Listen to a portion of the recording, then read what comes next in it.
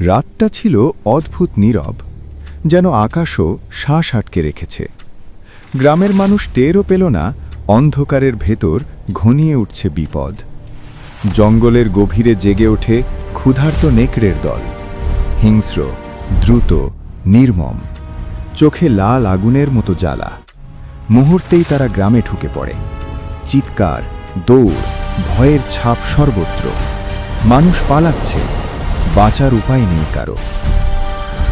ঠিক তখনই আকাশ আলোয় ভরে ওঠে।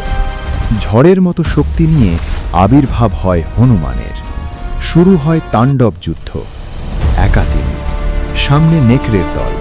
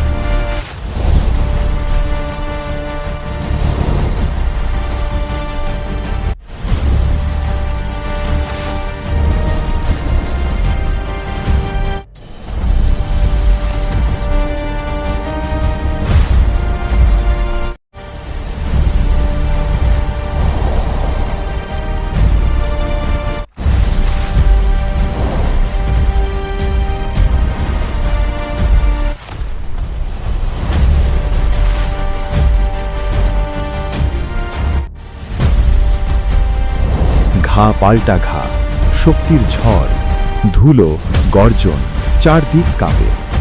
অবশেষে পরাজিত হয় অশুভ শক্তি। মাটিতে লুটিয়ে নেকড়ের দেহ। গ্রাম আবার পায় নিরাপত্তা। কিন্তু প্রশ্ন রয়েই যায়, এটাই কি শেষ অন্ধকার, নাকি আরো বড় বিপদ অপেক্ষায়? ভয়ঘর 01 চ্যানেলটা সাবস্ক্রাইব করবেন।